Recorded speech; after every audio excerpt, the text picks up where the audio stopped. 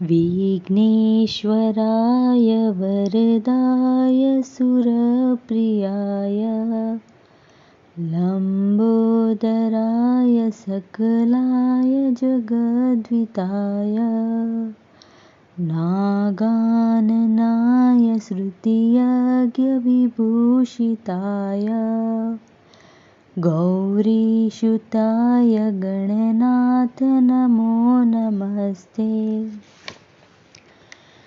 गणेश जी की कहानी। एक अंधी गरीब बुढ़िया हमेशा गणेश जी की पूजा करती थी। उसके एक बेटा और बहू थी। गणेश जी उसकी पूजा से बहुत प्रसन्न थे। उन्होंने बुढ़िया से कहा, बुढ़िया मांग, क्या मांगना चाहती है?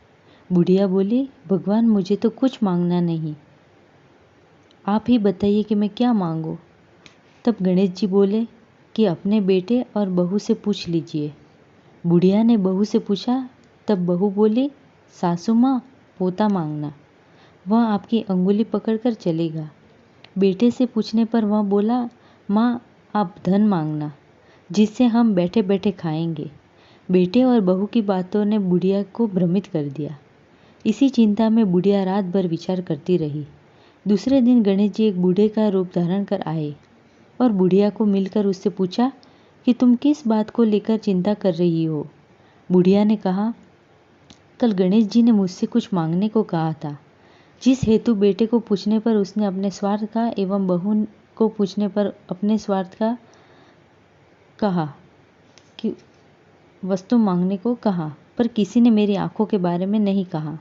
अब आप ही बताइए कि मैं चिंता न करूं तो क्या करूं।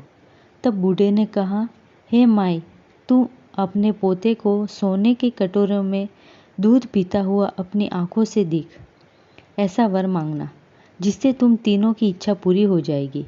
इतना कहकर बूढ़े के रूप में आए गणेश जी वहाँ से अंतर्ध्यान हो गए। जब बुढ़िया गणेश जी के पास गई तब गणेश जी बोले, मांग माई, क्या चाहती है? बुढ़िया बोली, मैं अपने पोते को सोने के कटोरों में दूध पीता हुआ देखना चाहती हूँ, साथ ही मैं अमर सुहाग और मोक्ष की इच्छा रखती हूँ। तब गणेश जी ने कहा, तथास्तु, ऐसा कहकर वहाँ से अंतर्ध्यान हो गए। इस प्रकार बुढ़िया को